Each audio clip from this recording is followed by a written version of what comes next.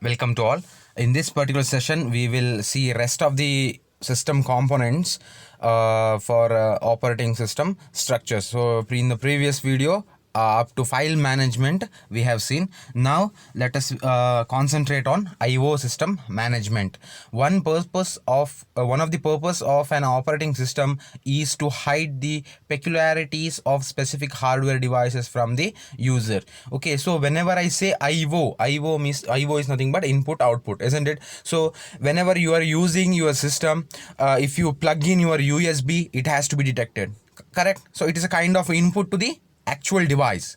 If you plug in your keyboard, it has to be detected. If you plug in your mouse, it has to be detected. Or if you are trying to transfer the data from your system to your phone using the USB cable, actually that also has to be detected. And if you're using your aux cable, then it has to be detected.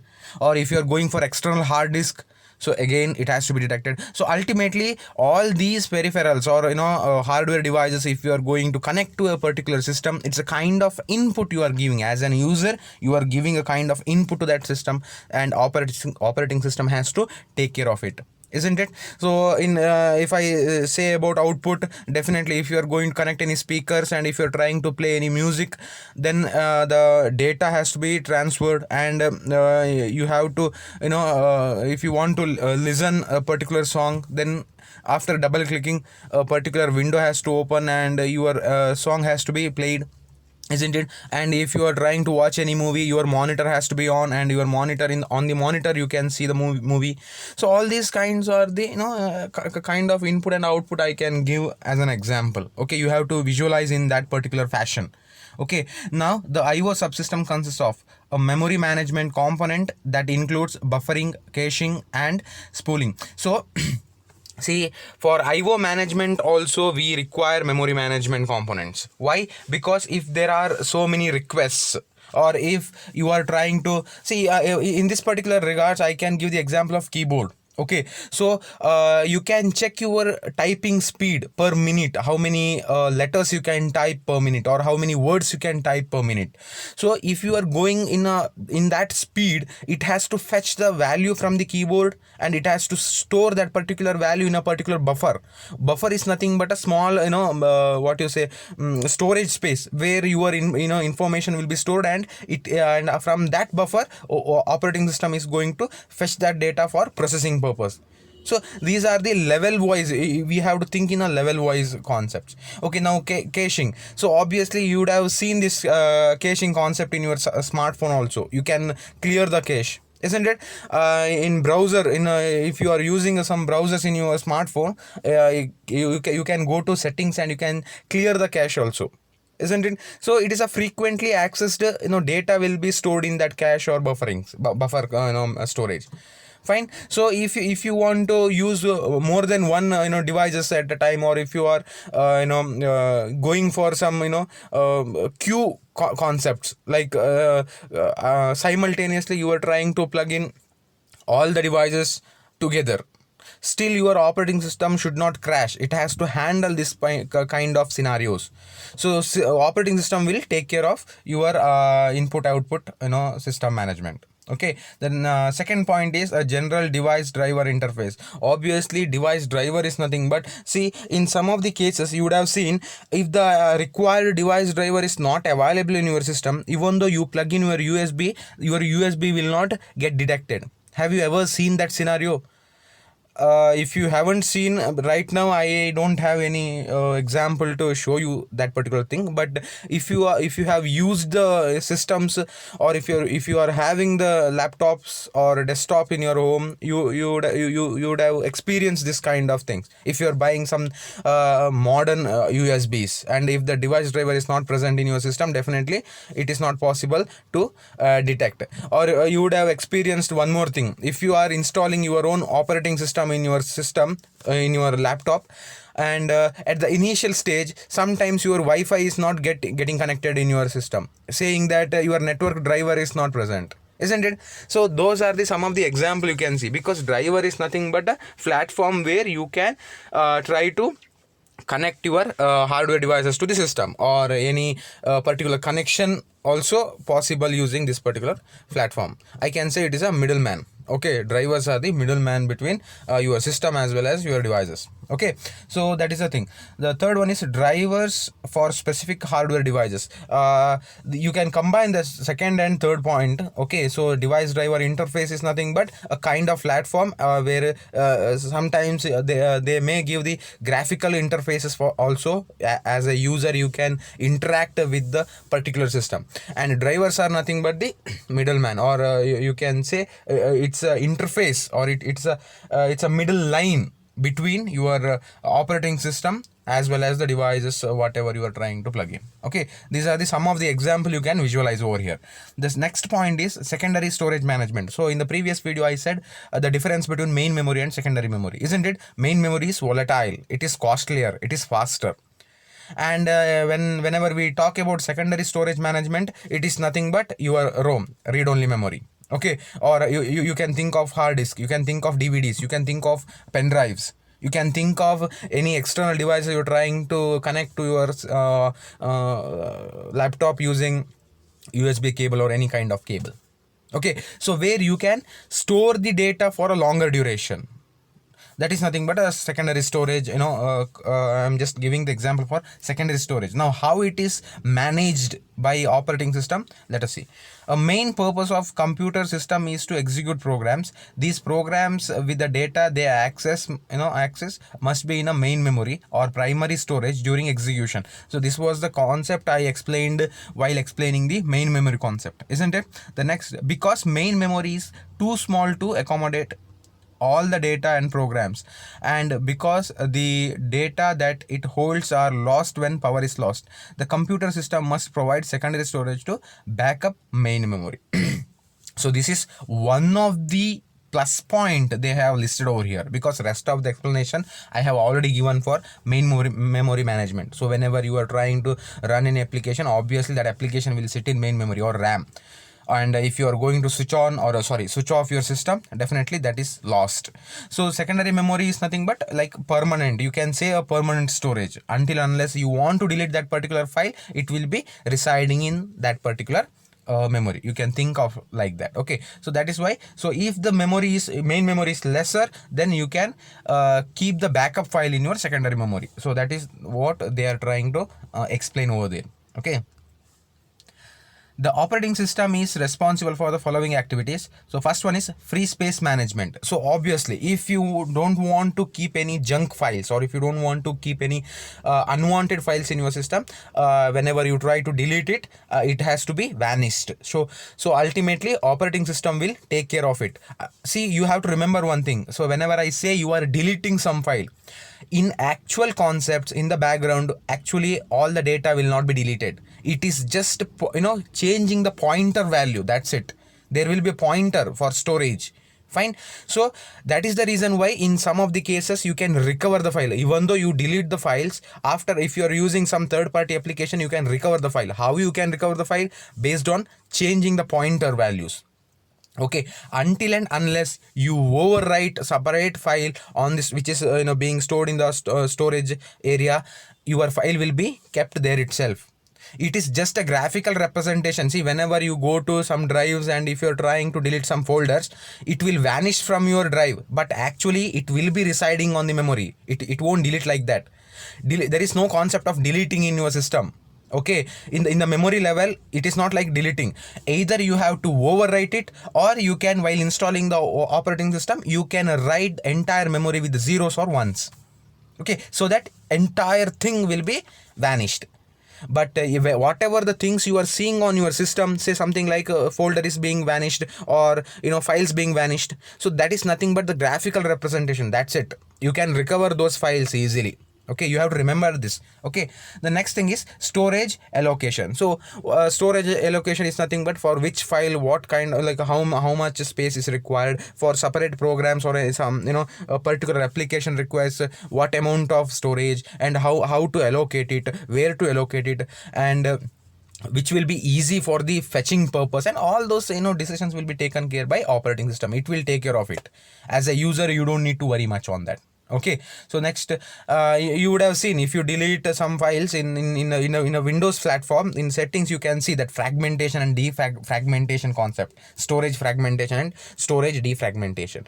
If you haven't seen, once the college reopens, I can show you in the lab. Okay, no need to worry, but there is a concept like that. Okay, so whenever you delete it, that graphically they are going to represent that the pointer value has jumped to the next position, so that you can store separate files. That is the meaning. Okay, now next thing is disk scheduling. So obviously, based on the requirements, based on the size of the data, based on the requirement of the data, it will be stored in a particular disk positions. Okay, whenever you study about the concept of hard disk and tracks, sectors, all those concepts will come into picture, and all these concepts are taken care by the operating system, which disk has to be scheduled, and priority basis, and based on the requirement, all this will be taken care by operating system.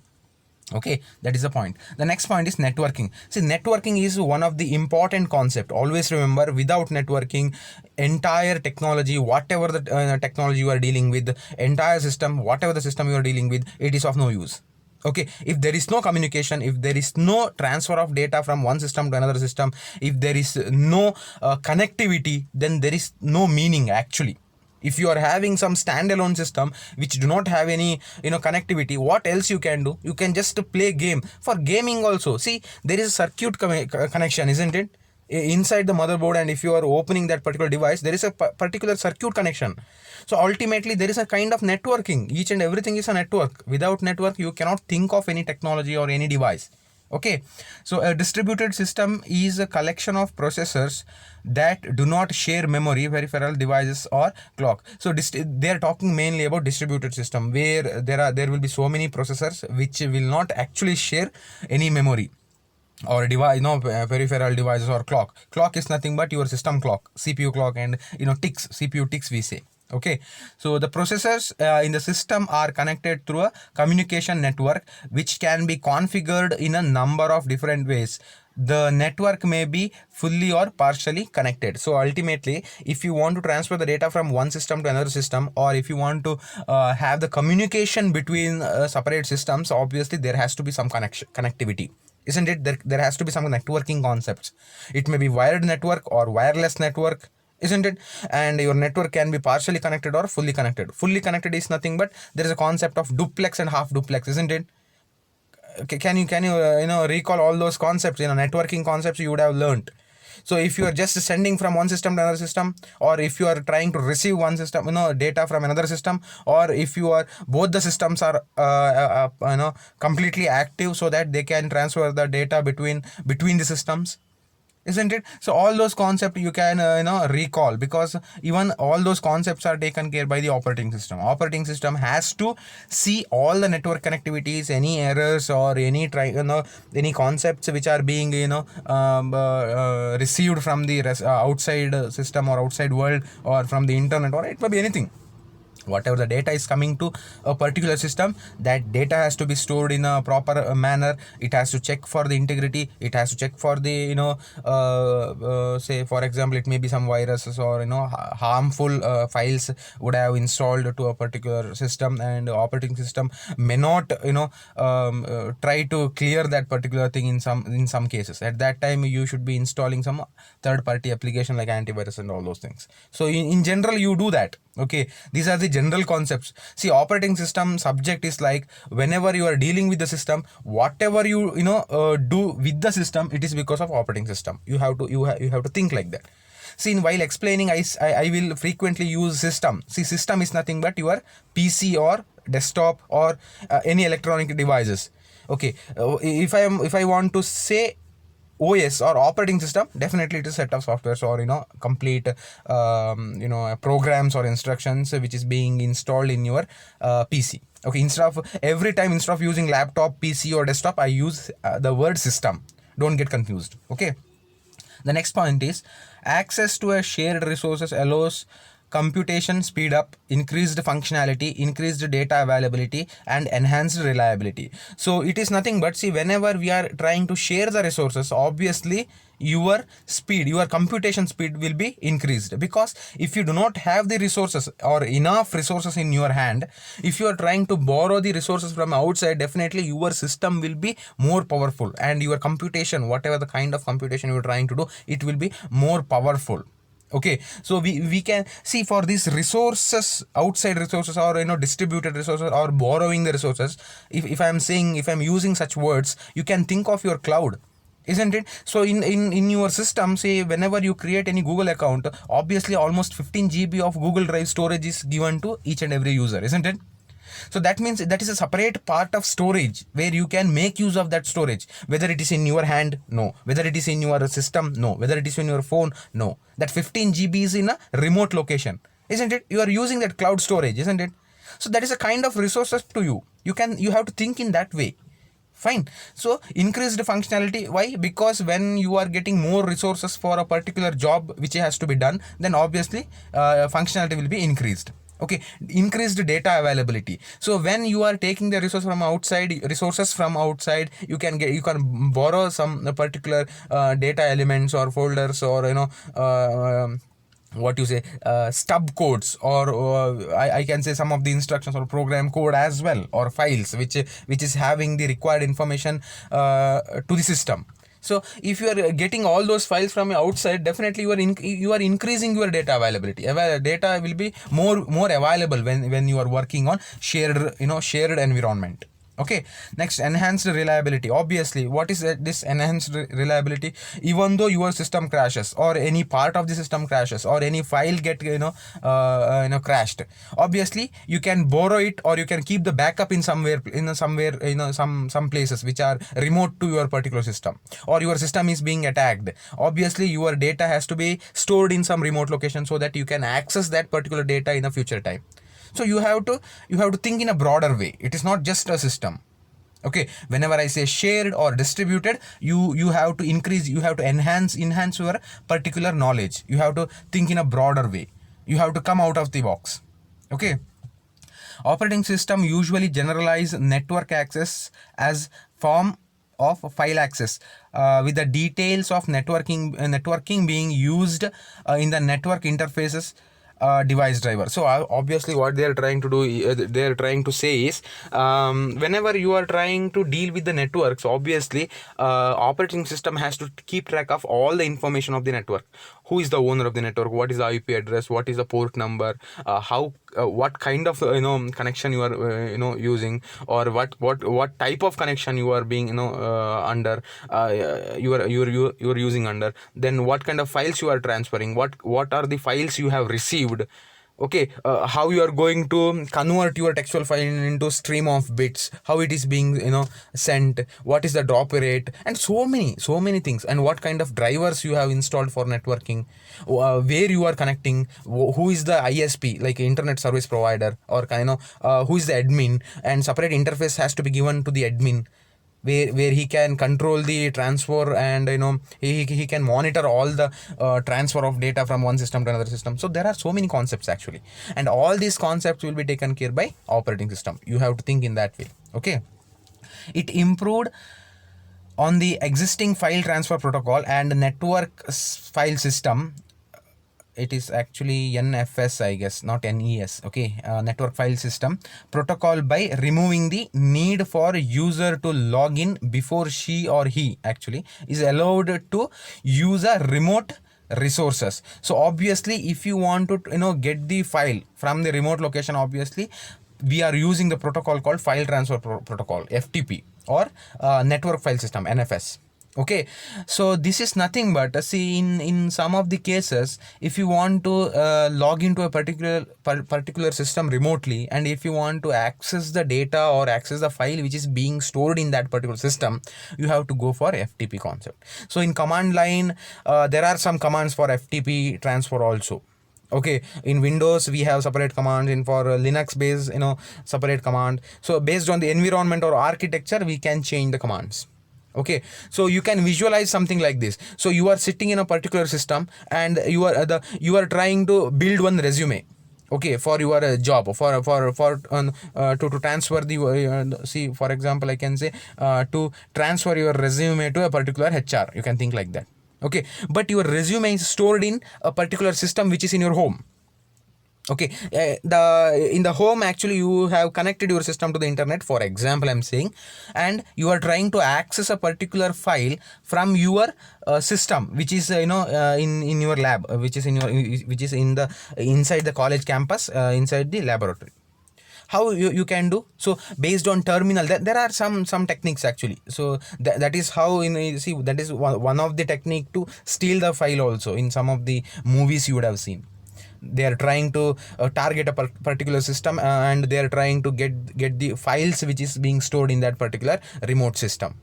Okay, this is because of, this is one of the way I'm saying. It's not like the same way we have to follow, but this is one of the way where we can fetch the data from the remote location or remote system. And this FTP or NFS protocols can be used. That is the meaning. Okay, it defined a new protocol, hypertext transfer protocol, for use in communication between web server and web browser. See, this HTTP you have already you learned, I guess. I hope you have learned web. If you haven't learned, or if you are going to learn the web in this particular year, definitely you are going to see this hypertext transfer protocol, HTTP.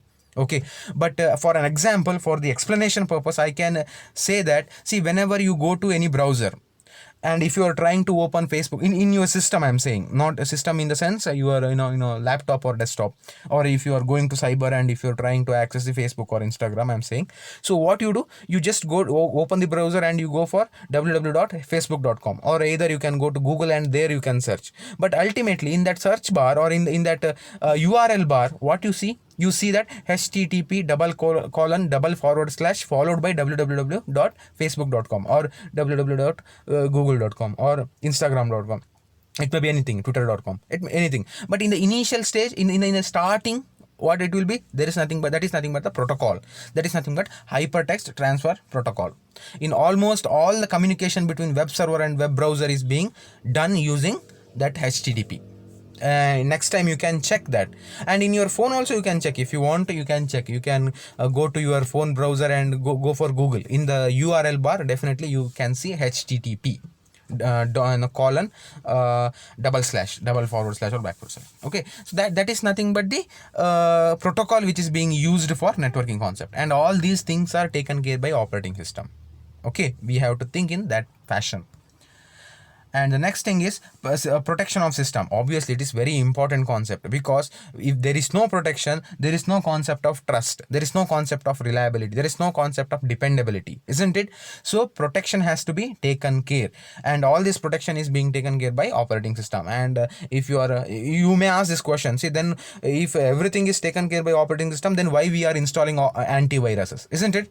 So you have to remember, each and every day in a particular corner, one hacker or one person or group of people will be trying to create their own files which will harm the system or to steal the data. Okay, it will be new files every day, it will be new code, new instruction, new file.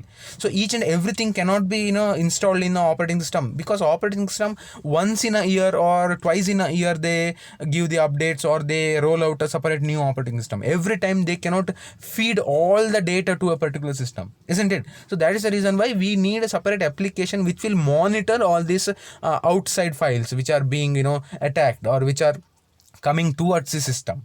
Okay, you have to think in that way. Fine. So if a computer system has a multiple users and allows the concurrent execution of multiple processes, then the various processes must be protected from one another's activity. Obviously this example is applicable when your system is shared by so many members. Okay, say for example, you and your friend is being you and your friend is using a particular system, and you have your own Facebook account, and he or she will be having her own or his own account, isn't it? Whatever it may be, the friendship, whether you are going to share the password, or whether you are going to allow him or her to access your system, So it is even though you have that much trust also, still there will be one point in your brain that, "Oh, okay, I have given my detail or credential to that person, whether he uses in a wrong way, what will happen?" Isn't it? You will think like that. So that means that is a privacy concept. That is nothing but your information is private. You have to preserve your information. It should not be leaked, isn't it? So ultimately, when you are using a system, if operating system is not taking care of this particular thing, then definitely it may share the content or details or credentials to another person.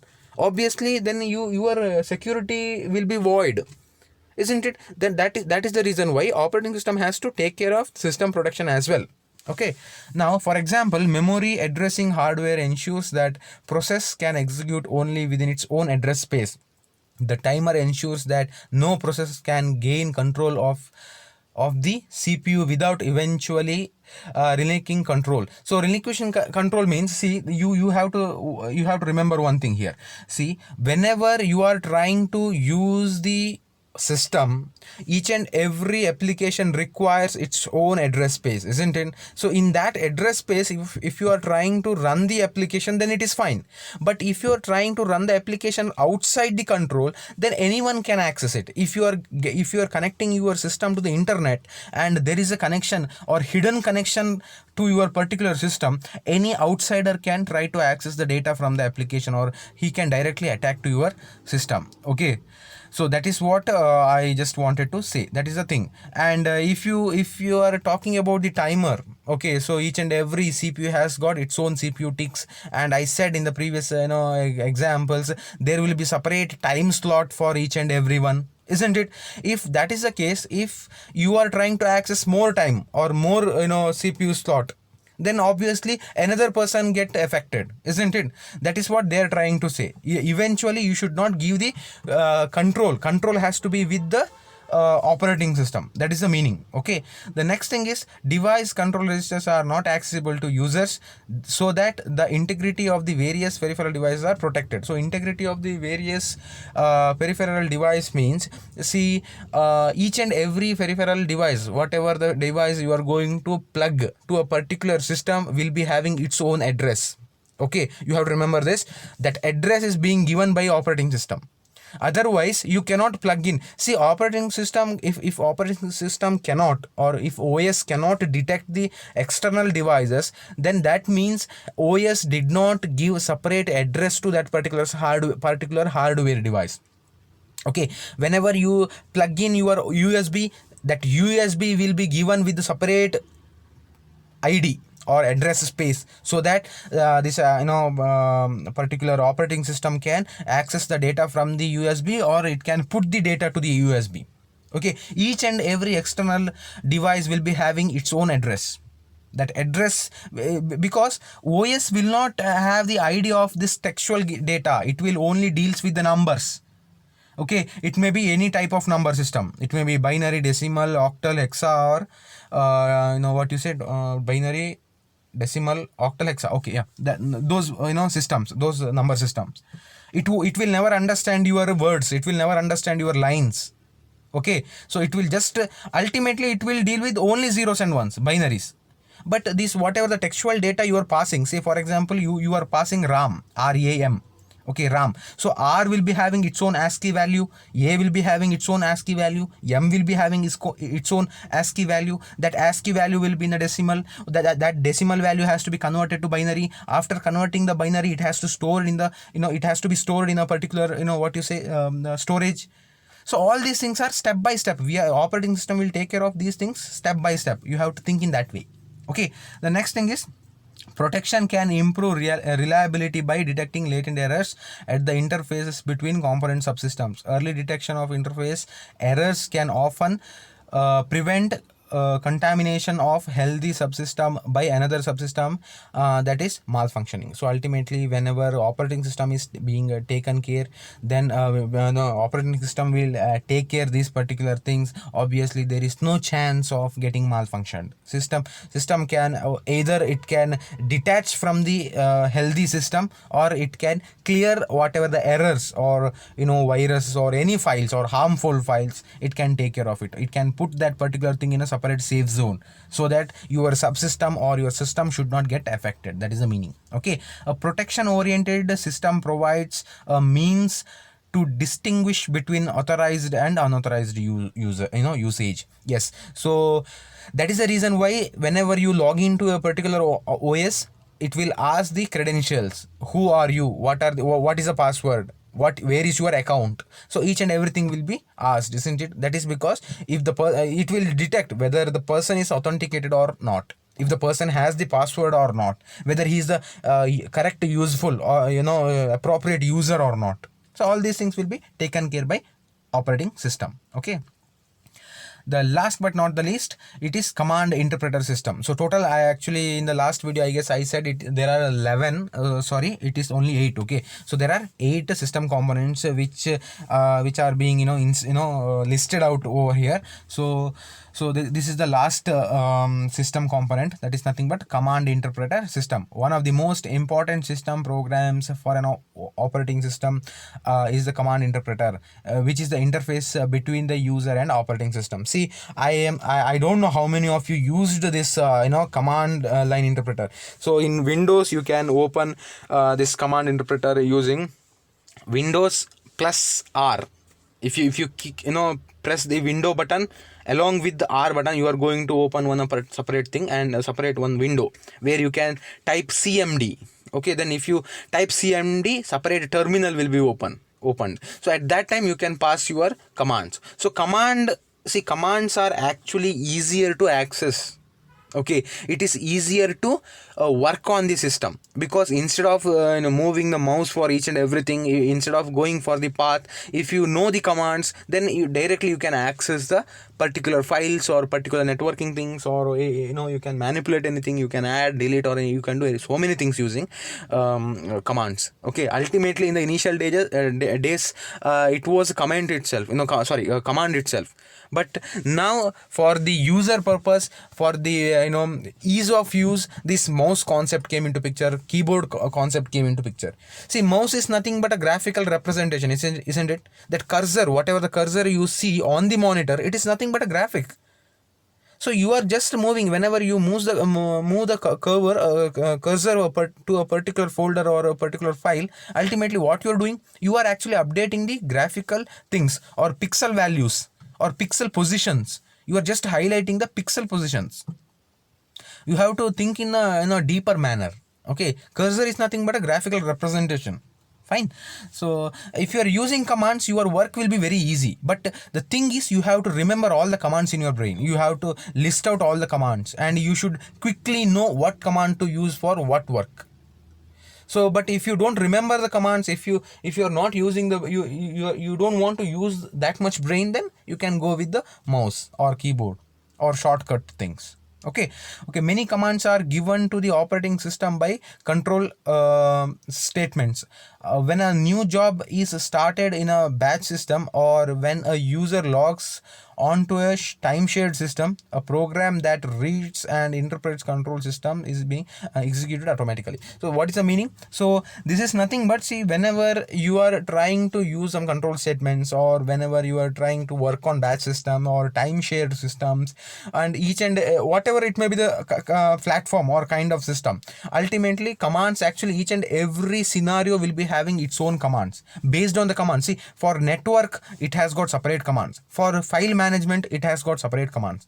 For storage management or detecting the particular storage, a separate command will be there. There are n number of commands in each and every OS. Okay, for Linux the type of command will be different from the Windows one, or Macintosh has its own. Fine. So ultimately command interpreter or the commands whatever you give to the OS will minimize the actual work. Okay, it will just make your life easy. with respect to OS. That is the meaning. Okay, now OS are frequently differentiated in the area of the shell with the user-friendly command interpreter, making the system more agreeable to some users. They see in the last sentence they said it is more agreeable to some users. The reason why, because some of them will not like command interpreter. They need graphical interpretations. They need graphical platforms. They need mouse. They need to see the drives. They need to see all the files. They are willing to double click on a particular file instead of going for commands. They use mouse. They may use keyboard. They, if it is, you know what you say, if it is a touch screen thing, they would like to click on the screen. So isn't it? So that is the reason why that is the reason why they said it is for some users, not for all.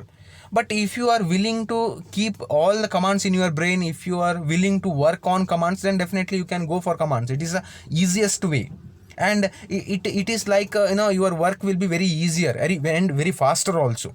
Command, always remember, compared to graphical platforms, commands are very fast. Okay, so whenever you use the commands, you get to know. In lab, if you have lab, or once the college starts, I can show you how to use the commands and how operating system will interpret these things. Okay, so these are the some of the system components. Let me wind up here. These are the some of the system components which are present in operating system structures. Okay, so you have to brush up all this concept. You have to think in the real time you have to take the real time examples. See, whenever you are using the system, you should think of all these components and how you are actually working, what are the works being done in the background, and how operating system efficiently handles your queries. So all these thing has to be kept in your brain. Okay, so let me wind up here. We can discuss the further concepts in a next video. Thanks for watching.